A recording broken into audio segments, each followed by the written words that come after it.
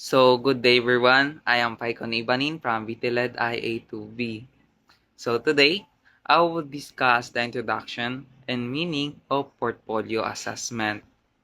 First, let us define what a portfolio assessment is. A portfolio assessment is an authentic and non-traditional way of assessing students. Instead of relying only on quizzes and exams, it uses a collection of students' works to show their learning progress, achievements, and skills and develop over time. So the word portfolio came from the words portare, which means to carry, and folio, which means sheet of paper. Before, a portfolio was simply a folder or case used to carry documents, but in education, a portfolio is more than just a collection of paper. According to the book, a portfolio is a systematic and organized collection of students' work that demonstrates the students' efforts, progress, achievements, and skills. It is purposefully selected to tell the story of students' learning journey. Now, what is the purpose of portfolio assessment? The main purpose of portfolio assessment is to monitor and evaluate the growth and improvement of the students over time. It helps teachers see not only the final output of students but also the process of learning. Through portfolios, teachers can better understand the strengths, weaknesses, and creativity, and also effort and progress of learners. Portfolio assessment is important in education because it encourages students to become more active and responsible for their own learning. So, students are given the opportunity to reflect on their works, improve their outputs, and organize or reorganize their achievements. It also develops critical thinking, creativity, self-assessment, and confidence. Another importance of portfolio assessment is that it provides a more complete pictures of students' performance. The additional test only gives a snapshot of what students know at a specific time, while portfolios shows continuous learning and development. So lastly, let us discuss the difference between a portfolio and an ordinary collection of works. So when we say uh, ordinary collections of work is simply gathered without a clear purpose or organization. Meanwhile, a portfolio is carefully planned, organized, and selected. It includes reflections, revisions, and evidence of learning progress. So, in portfolio, students also participate in choosing the contents and explain why those works are important. So, in short, a portfolio is not just a folder of activities. It is a meaningful collection that shows the student's learning journey, growth, effort, and achievements. And that ends my report. Thank you for listening.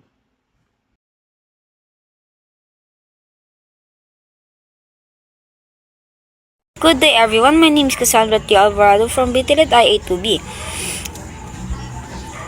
And what a portfolio includes? A portfolio contains different kinds of student works and evidences that show learning, improvements, and achievement. These materials are carefully selected and organized to select students' progress over time. According to the book, the contents of portfolio may include the following. Number one is artifacts. Artifacts are the actual work produced by students during classroom activities. These may include essay, project, poems, drawings, reports, assignments, quizzes, artworks, and other outputs created by the student. These are important because they directly show student knowledge, skills, efforts, and creativity. Number two is reproduction. Reproduction are documents or evidence of work done outside the classroom. This may include photos, recordings, community activities, interviews, and special projects.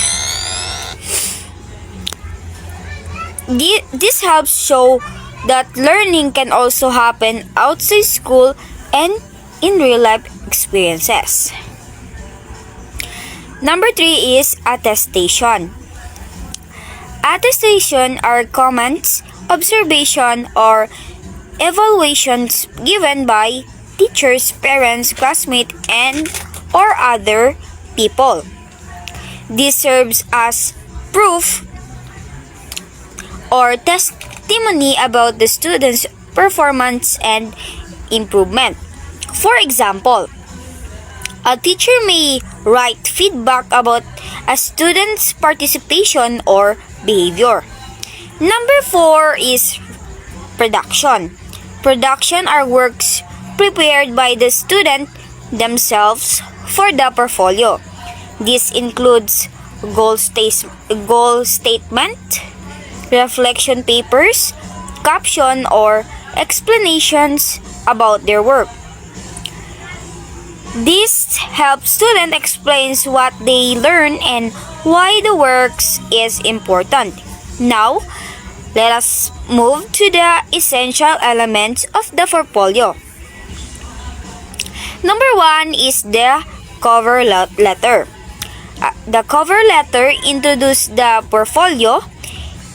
It usually explains who the student is, the purpose of the portfolio, and what can be seen inside it. It also summarizes the student's learning experiences and progress. Number two is table of contents. The table of contents helps organize the portfolio. It lists all the contents and page numbers so readers can easily locate each part. Number three is entries. Entries are the actual work included in the portfolio. This may require or chosen by the student. Each entry should represent learning, effort, and achievement. Number four is drafts and revision. A portfolio should also include drafts and revised version of work. This shows the student improvements and learning process over time. By comparing the first draft and the final output, teachers can see how the student develop and improve. And lastly is the reflection. Reflection are the one of the most important parts of the portfolio.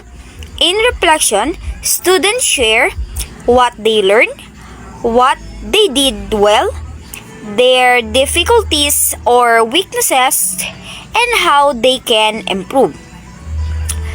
Reflection helps students become more aware of their own learning and growth.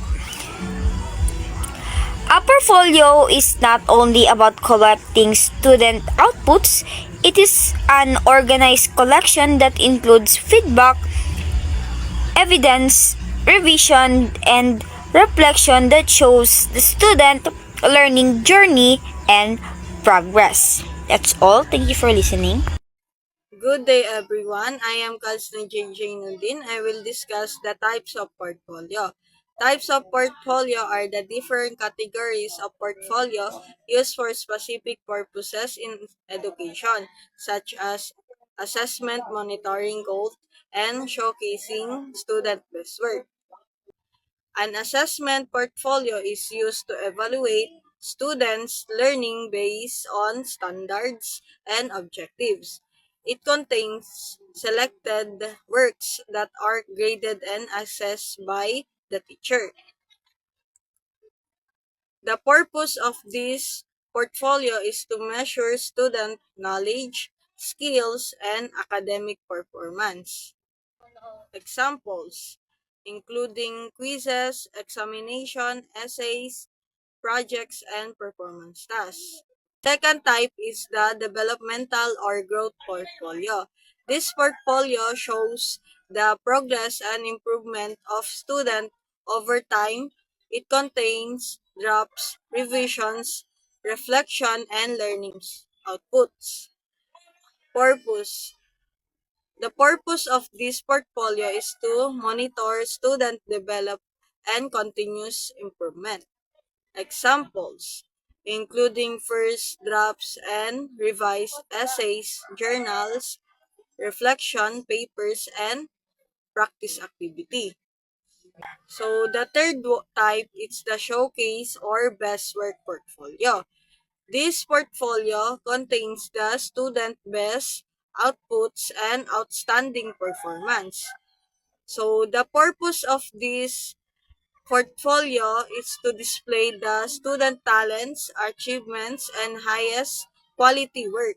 Examples including best essays, artworks, research projects, creative works, and award-winning outputs. Different among the three types. The three types of portfolio differ according to their purpose. Assessment portfolio focuses on grading and evaluation. Developmental portfolio focuses on growth and improvement.